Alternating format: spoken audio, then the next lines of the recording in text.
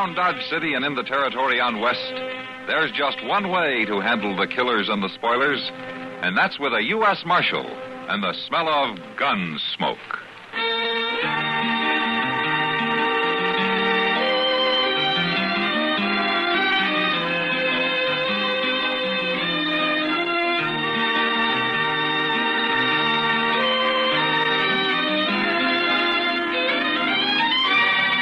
Gunsmoke, starring William Conrad. The story of the violence that moved west with young America. And the story of a man who moved with it. I'm that man. Matt Dillon, United States Marshal. The first man they look for and the last they want to meet. It's a chancy job, and it makes a man watchful. And a little lonely.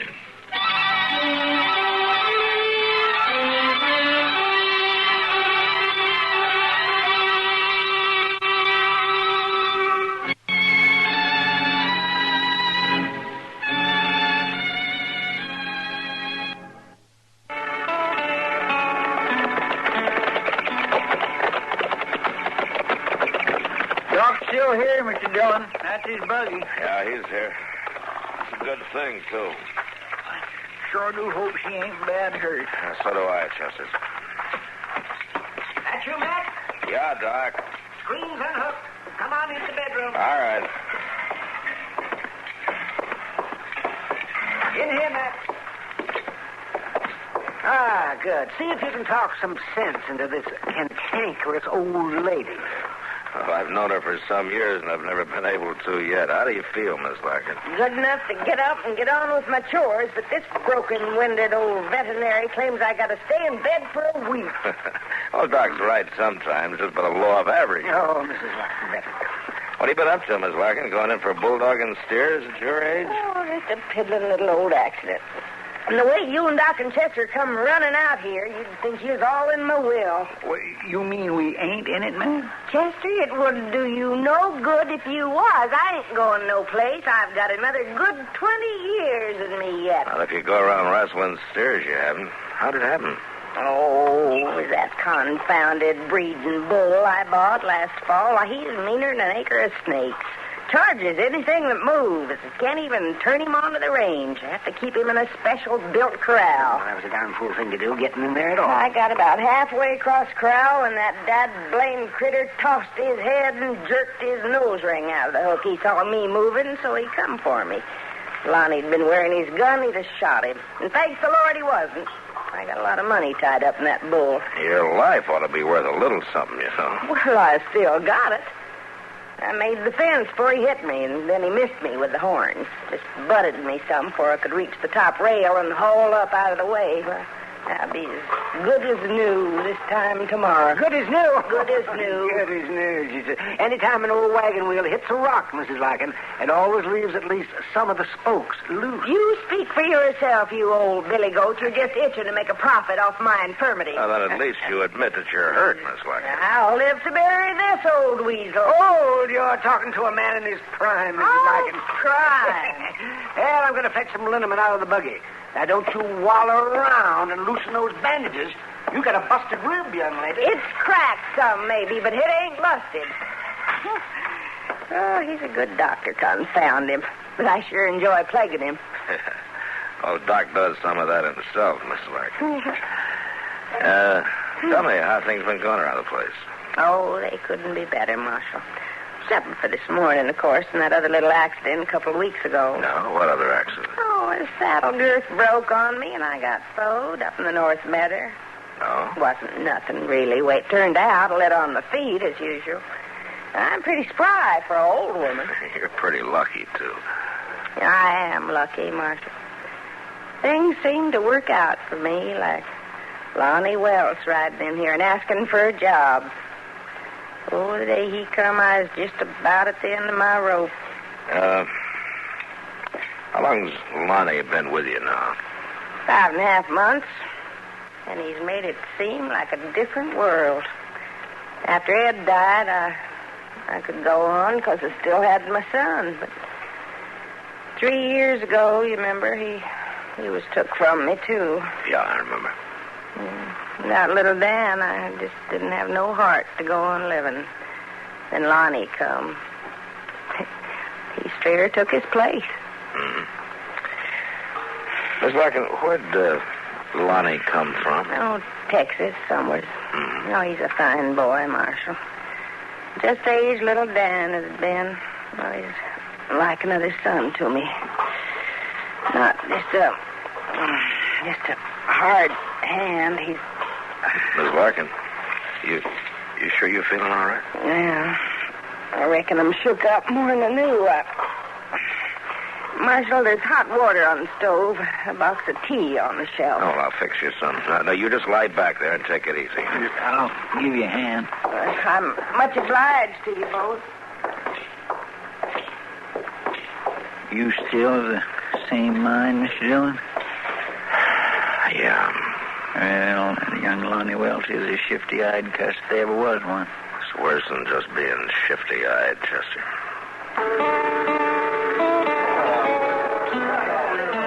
Matt? Yeah. I want something real bad. Sure, lots of time. What do you want? That's the crazy part. I don't even know. No? Just something.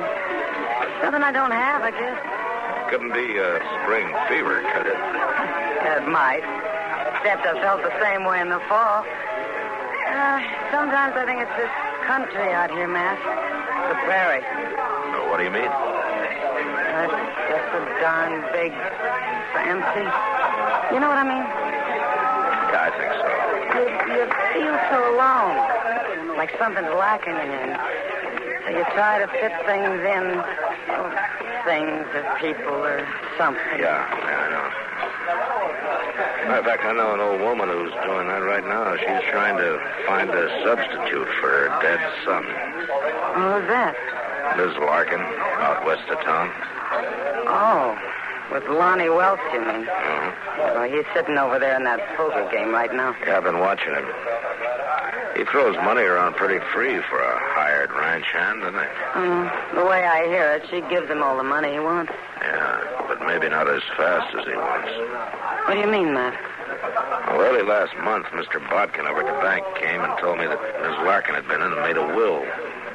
She's leaving everything she's got to Lonnie. Oh, no. Yeah, I felt the same way. Even more so after she'd had a couple of close calls. Accidents, supposedly. Oh, well, Matt, something ought to be done. Well, you can't hang a man on a hunch, especially when he hasn't done it yet. Well, yeah, but there's got to be something. Well, I've been figuring on talking to him. Matter of fact, I think I'll do it right now. Yeah. I'll see you a little later, kid. Yeah, sure, Matt. A man's luck can't run bad forever. I reckon I'll stay in and raise another $5. You mind holding up this hand for a couple of minutes, boys? Oh, what's up, Marshal? What's the trouble, Marshal? Poker against the law now in Dodge? No. I just want to talk to you for a minute, Lonnie. You asking or ordering? Come on, let's take a walk, huh? Sure, why not? A man's a mind for talk, I'll oblige him. Just leave everything laid, gents, right there on the table. Getting this kind of personal attention is liable to flatter a man some, Marshal. Yeah, sure. We're right handy to the bar. I'll be glad to buy you a drink. Lonnie, where did you come from before you hit Dodge? Oh, here and there. Why? Ever been in Virginia City? Not as far as I recollect. I think you better think again. I put out some bulletins a while back, and the only answer I got's from Virginia City. That's so? Seems you were working a silver claim with a partner named Pete Ryder until he turned up murdered one day. They must have mentioned something about the jury acquitting me on that, didn't they? Yeah. Lack of evidence. Well, in that case, I reckon I'll... Just a minute. You got something else in mind? Yeah, I have. I want you to know that I'd figure it was real suspicious if Ms. Larkin was to die suddenly by accident. Like yesterday with that bull. Now, look, that bull's a born killer, Marshal. You don't think I trained him, do you? No, I think you let Miss Larkin go out in the middle of the corral and then turned him loose. And you told Mrs. Larkin that, too, didn't you? I did. Yeah, she told me. And she also told me she orders you off the place. She wouldn't listen to such things. Lonnie, if anything happens to her, I'll get you for it, so help me if it takes me the rest of my life. I'll see you around, Marshal. I got a pat hand in this game. You better have, mister. Because you're betting your life on it.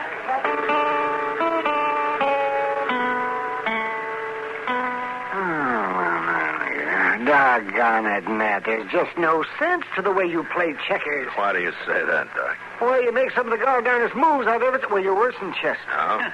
Only time you beat me is when I let you do it, Doc. Well, then you're mighty generous-natured. Oh, look what you done, Matt. Look what you done there. You left one of your men just sitting there, you see that? Waiting for me to take it. So, you see? Yeah, I see. Well, there. All right, take another one, Doc. Well, if you want to give me the game... well, your move, man. Okay, Doc. Wait, listen now. What? That's three of you men, Doc. That puts you down one. And the way I'm figuring, you're beat. You're a generous nature, too, ain't you, Doc? Oh, sure. That's how you do it. Yeah, you keep Chester talking like that so as to get my mind off the game. That's right, Doc. Yeah, you've a mighty sneaky way of playing, if you ask me, too. Evening, gentlemen. So, how are you, Miles? Hello, Miles. Am I breaking in on anything important? No. Come on in. Come on. Well, I can't stay. I just wanted some information, Matthew. No? I thought you might be able to help me. Information about what? Well, at Mrs. Larkin's place out west of town, what do you figure it's worth? Oh, it's kind of hard to say. It's a good ranch, all right. Aye, that's what I was thinking. And, well, if a man could buy it cheap... What do you mean, if a man could buy it cheap? Well, I heard it might be on the market before the end of the week. Who told you that? Well, a young fellow that worked for Mrs. Larkin. He let it slip this afternoon. Oh, he'd been drinking kind of heavy, I suppose. Otherwise, he wouldn't. Do you know where he is now? Well, somebody was saying he couldn't even make it back out to the ranch. He took a room at the Dodge House for the night. Chester, come on. Yes, sir. You think that I ought to make an offer for the place, Matthew? No, I wouldn't bother, Miles. Not just yet, anyway.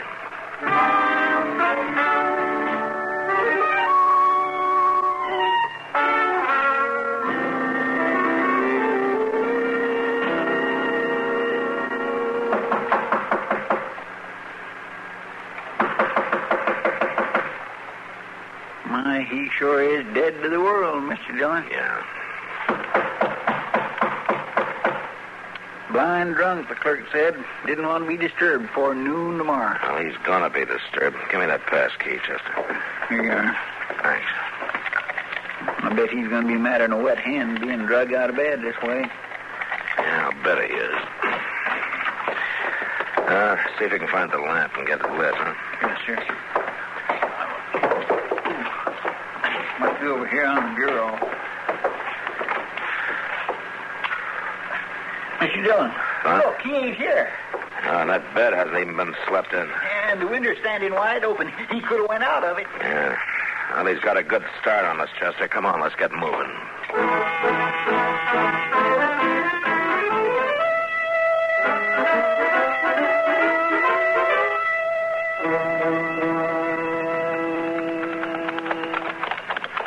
Look yonder, Mr. Dillon. There's a fire at the corner of the house. Yeah, that's against the wall of the bedroom, Chester. Come on. Somebody's there. Either helping it or trying to put it out. Trying to put it out, Chester. That's Miss Larkin. Oh, well, then Lonnie ain't been here yet, huh? I wouldn't bet on that. There are a couple of buckets at the water trough there, Chester. Let's give her a hand. Yes, sir. That's you, Marshal? Be right with you, Miss Larkin.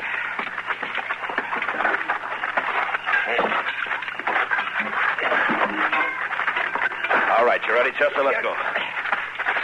It don't look near as bad as I thought at first. Oh, she's about got it put out, I think. A little water here against the wall ought to do it. Right. All right, throw the other bucket in the same place, Chester. Yes, sir. Well, now. Looks like that just about does it. We'll touch and go there for a while. We better watch it for a few minutes. Those embers might flare up again. That didn't do too much harm, looks like. Just burned the outside wall some. Yeah, it was mostly just trash burning. All piled up again in the house that way. What's the matter, Chester? Mr. Dillon, you smell coal oil?